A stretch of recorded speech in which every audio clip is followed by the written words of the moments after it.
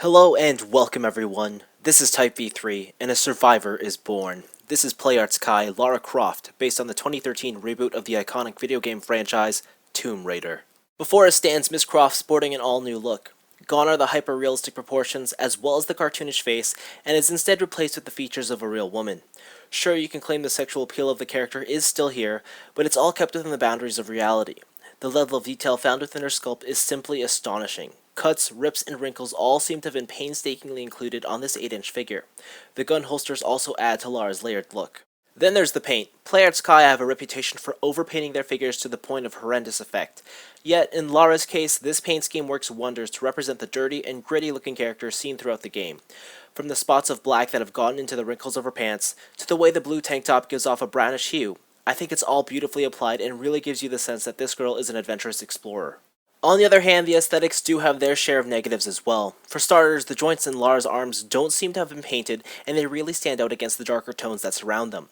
Viewing her from the rear also presents some strange visuals. The backs of her knees are completely straight and don't make for such a nice contrast with the wrinkled pants around them. Then there's Lara's butt, which appears to have been padded out. I don't know, it just looks weird from almost every angle. Most disappointing, however, is her face. She definitely looks like a girl, even a pretty one at that, but it doesn't really resemble Lara Croft at all.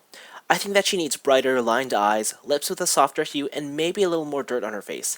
As she is right now, all I see is a hybrid of Thundercat's Chitara and Batman's Harley Quinn. But hey, I guess for some that may not be an entirely bad thing. Posing Lara is rather nice. To start off, she has a nice ball-jointed head, and I was surprised at how much range was in there. There's some nice emotive poses you could pull off with this. There's even a cool swivel on the ponytail. The shoulders are ball-hinged, but they're really tight, so just be careful when you first get this one out of the box. They can rotate and go wherever. The only weird thing is you can't pull them closer to her sides than this, so she's always got her arms sort of flailed out a bit and not really resting, which is a weird limitation. She's got these cool shoulders too, where they come out just an extra bit more. What I will say is this actual sleeve part there, it kind of just ruins the whole aesthetics of her shoulder, but I guess I'm okay with it.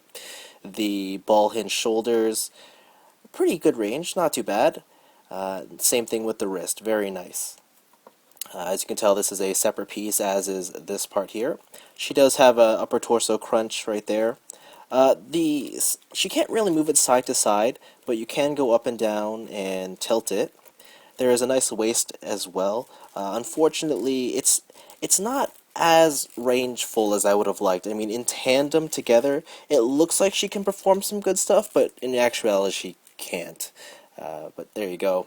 The hips are on nice ratchets. They go in and out as well.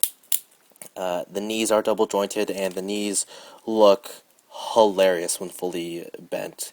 It's weird that they have painted the center, because it kind of just looks like she grew an extra section to her limb, but I try not to keep it posed with knees fully bent like that. Instead, just like this or like that. The full extension is too weird for me to display. There's a nice rocker joint here, or if you spin the joint around, you can have it be, I guess, an up and down. A nice swivel on the toe. The weird thing, though, is her boot is kind of molded like a real shoe in that the front of it comes upwards. And while the aesthetics of that is nice, it means that she's not very stable, because, I don't know if you can tell, but those are small feet, and she's very top-heavy, and so it's kind of hard for her to stand. So she kind of just likes to fall over. Also, I don't know if this is a slight QC issue or not, but my feet on my sample aren't exactly symmetrical, so if I want to keep her posed together, she's not going to stand at all. You kind of have to play around with bending the knee a little bit, putting one of the ratchet joints in her hips back, and then hitting one of her toe joints to come forwards, and then balancing at the top. You know, it requires a lot of playing around just to get her to stand properly, and even now I'm having quite a lot of trouble. I really wish that this figure came with a display stand, but I mean, when you get it all set up, she can stand, and she looks really, I guess she looks pretty cool. Now I kind of wish she kind of had a pocket there so she could put her hand in there, but she doesn't. Oh well, but whatever. I mean, posability is pretty good. I'm not gonna lie. I wish there was a little bit more, and I wish that mine didn't have these minor QC issues, but I'm pretty pleased with it, assuming she can hold her own weight. On the accessory front, Lara comes with a total of 4 weapons and 3 extra gripping hands. Hand swaps are easy since they utilize a simple straight peg system. The first 2 firearms included are the ones that have been strapped to her since the beginning of this video, the pistol and shotgun. Both received a nice metallic coat along with a worn out finish that bring out all the details. It's worth mentioning that due to Lara's articulation, she can grab the pistol from the holster, but unfortunately the same can't be done with the shotgun. Well, not without cheating at least. Next is Lara's climbing or ice axe. There's a familiar metallic and worn out paint combination found here, and she has no issues with wielding the tool at all. My only gripe with the axe is that there's absolutely no way to store it on the figure.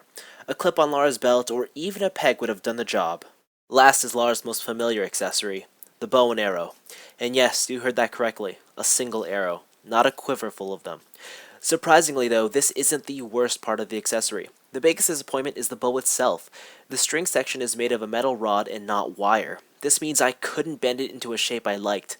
Also, its connection points to the bow are very loose and almost always succumb to gravity's will. Basically, this accessory ends up looking like a nice display piece, but when put to use, the look literally falls apart. Despite her issues, I ended up liking PlayArt's Kai Lara Croft quite a bunch, and there's definitely more good than bad to be found in her. Aesthetically, the figure is wonderful to look at, there's enough articulation to satisfy most posability junkies, and even though one of her accessories didn't turn out so great, I'm quite glad that she came with so many to begin with. Although I am a little disappointed that an assault rifle of some kind wasn't included, since Square went out of their way to include everything else. Also, I should mention that my figure did suffer from some small QC issues, but nothing really major. Now for those who are finding themselves seriously interested in this figure, there is one small detail I'd like to touch upon first. Availability and pricing. At the time of this recording, Lara Croft is only available as an exclusive item to the collector's edition of the Tomb Raider video game. With that in mind, your interest in the game itself could mean the difference in this piece costing $40 or $100. And I'll be honest, it isn't worth the latter. In fact, Lara Croft barely makes a case for being worth the standard $60 that most PlayArt's Kai figures retail for. Though I do wonder if there's many people who'd want this figure and not care for the game at all. Anyways, this has been Type V3, and thanks for watching my first PlayArt's Kai review. I'm still relatively new to the toy line, but overall this has been a positive introduction. On the other hand, I completely recommend the Tomb Raider video game because yes, it's just that phenomenal. But maybe I'll save that review for another day.